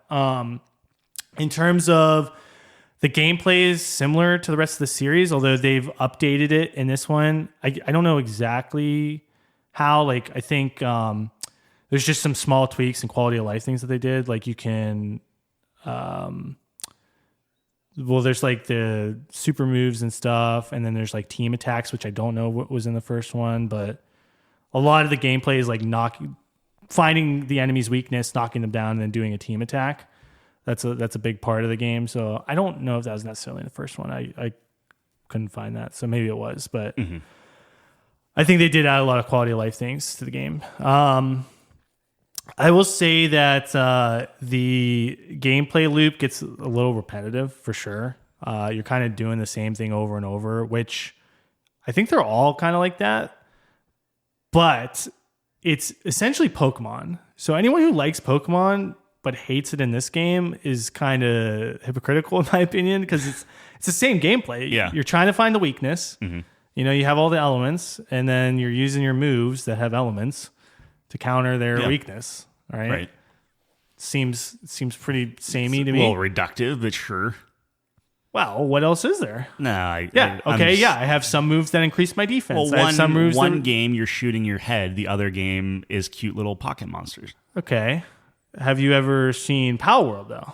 Yes. Could I introduce you to both of those realms? That's fair. That's a good point. Anyways, so I thought the gameplay didn't bother me. I think because I was talking to Jeff about this a little bit, and he said he was getting really bogged down in that loop. He was playing on the hardest difficulty though. That's sure. So I could definitely see getting burned out on that because that would slow the game down a lot, obviously. And I wouldn't want to be in there more than I was. I was on normal difficulty where I could get through it. The bosses were maybe, you had to think a little bit, but generally I could get through it. And the gameplay is not the strongest part of the game. So, are you doing that with Final Fantasy as well? Like, are you just kind of keeping it normal, or because you're so into Final Fantasy, you're going to up the difficulty? I'm keeping it normal. I'm into Final Fantasy because of the story and everything. Yeah. Okay. I do enjoy the combat, but I don't know. No, I'm with you. There'd have to be a very specific game where I go on hard. Not to derail the Persona talk, but Final Fantasy does a weird thing where it will say easy, which is like story only, normal, which is how it was intended, and then dynamic. I saw that. Yeah. So there's no hard mode. Yeah, it's just based off of your skill level, which is interesting. Okay, so it's like an unending ceiling. I don't know. It's interesting. It's an interesting concept. I was seeing that. Everyone was like, oh, I'm playing on dynamic mode. I didn't know what that really meant. I think Souls games need that. Just like if when I'm getting crushed, maybe you can. They'll never do it. No, that community is so passionate about gatekeeping. Yeah. From scrubs like me. Yep. Oh, whatever. But then even if I were to play one of those games and I would do like a broken build, they would probably yell at me still, being like, "Oh, he's just doing the either make sneaky it archer accessible build. and let us play it, and then we'll." Anyway, back to Persona. Sorry. So the gameplay I think probably the weakest element of the game, although it didn't bother me too much. I enjoyed it because I like. A lot of the game is like getting all these different personas or Pokemon, depending on what game you're playing, and then you fuse them and you make stronger ones, and that's kind of the loop there. And I like that. I like seeing those numbers go up and getting stronger and getting really good abilities because you fuse certain ones together. And sounds a lot like the Tactica thing that they had put in. Well, this has been all the personas. Yeah. So. Okay. I didn't. I didn't realize how similar that thread was. Except this is just like turn-based. Pokemon combat. Yeah. So, anyways, that was all good, and then the story was like really good. I thought I don't know if it's my favorite story. This one's a little bit more straightforward than the other ones, which makes sense because this one came out first in like 2009, and then they kind of have been one-upping each other since. Like 5 had some pretty crazy dynamics to it.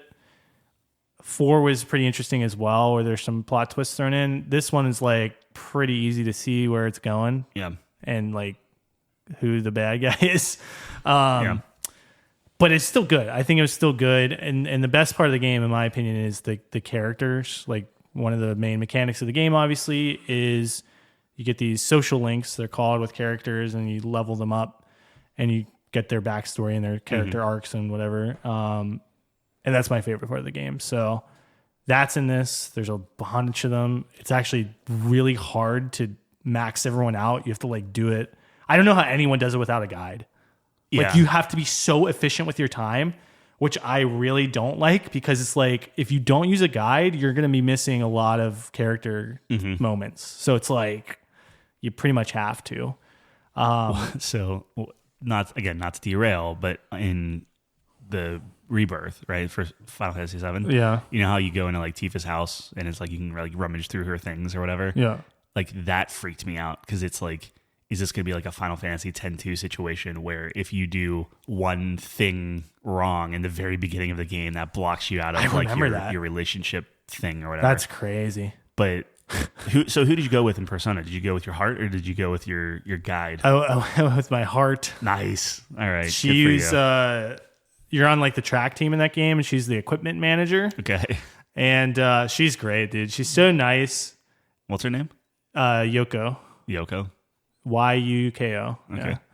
Yuko. Yuko. I don't know. It felt like the most natural one to me. and then she was like super nice. Now I was thinking about this too. It's like she's not part of your team, right? She's like a other, like a regular person. Yeah. So it's like, would that affect things? Because it's like, you know how you go through something really traumatic with a group of people, and it's like you get closer they're the only ones yeah. that can really understand me. So I was like, maybe that would factor in. Anyways, I picked her. She's great. But there's a lot of great characters in that game, and yeah, I don't know. Like, I'd have to go back and look at the other casts, but this might be one of my favorite casts of characters. Nice. Like, they were really well done. I liked a lot of them, except the best friend character. He sucked. The guy in 5 is so much better than him. He's a whiny bitch. He's jealous of you the whole game. He's like, well, if you're so special, then I'm like, fuck you. And then you go around and you're saying you're my best friend. All right, it's a tough line. Like, I typically either hate the main character or I hate the best friend in games like that.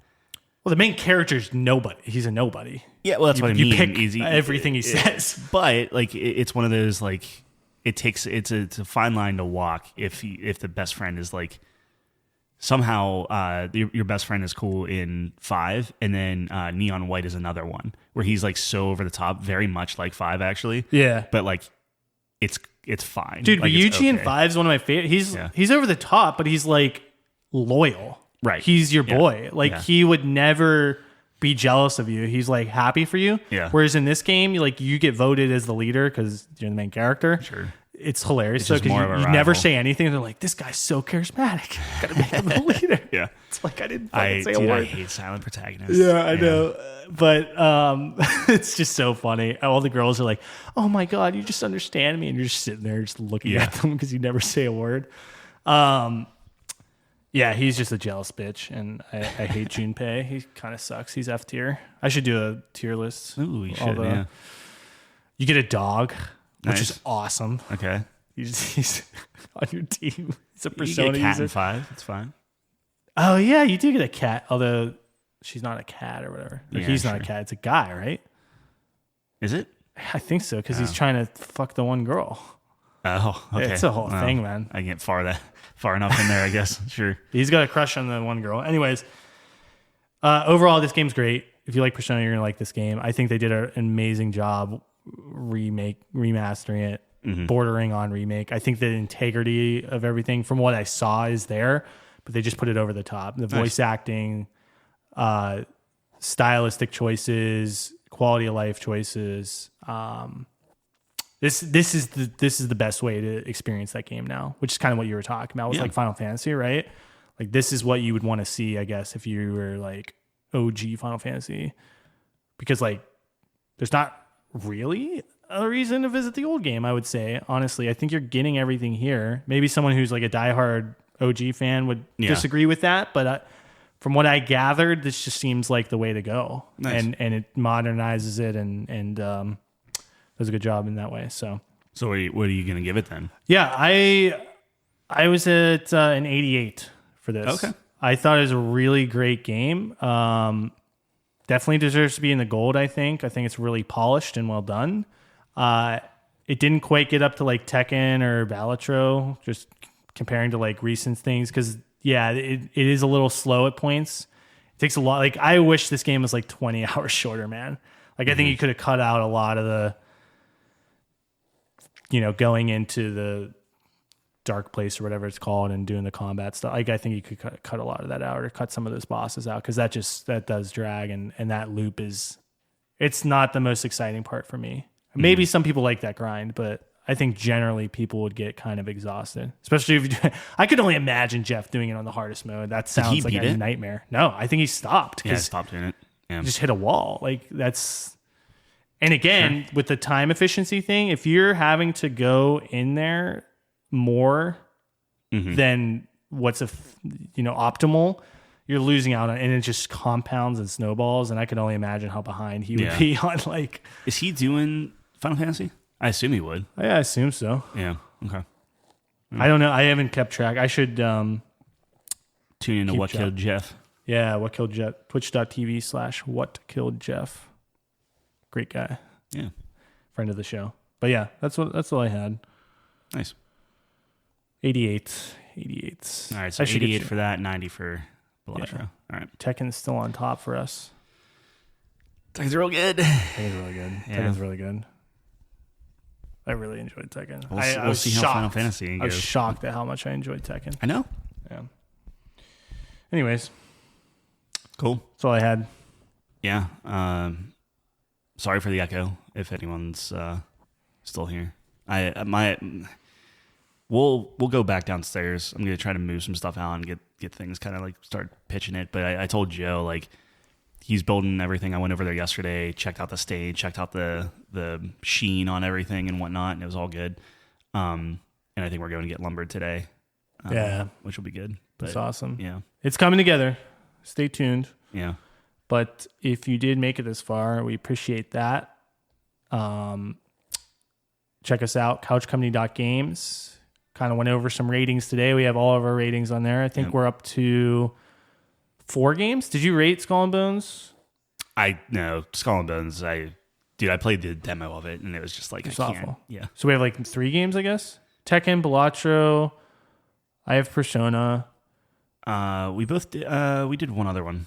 It's Prince of Persia. So we got like 4. So we'll have 4 on there. Do you have another one though, right? You did something else. No, I was doing Balatro, and then okay. I jumped on. Yeah, that. you jumped in. Yeah. So which is awesome. So I'm gonna update that because I think I have something on Balatro. Okay. I'm gonna do Little Guardsman. Yep, classic. In my spare time. Absolutely. Which is you're apparently a gatekeeper. Yeah. And people try to like get into the kingdom and they'll like give you some sob story like, oh, I'm just a peddler of whatever. Oh, that's like Papers, Please. Exactly. Yep. Yeah, but I like this art style and everything. It's really cool. So I might try that. I liked Papers, Please. Yeah. Okay, yeah. So check us out, couchcompany.games. All of our ratings are there if you're curious. Prince of Persia will definitely be up by the time this airs. So that will be up there. Yes. Very good. Maybe Tekken, we'll see. Maybe Tekken. All right. Well, thanks for joining us. We're going to be here same time, same place next week. Thanks for joining us on the couch.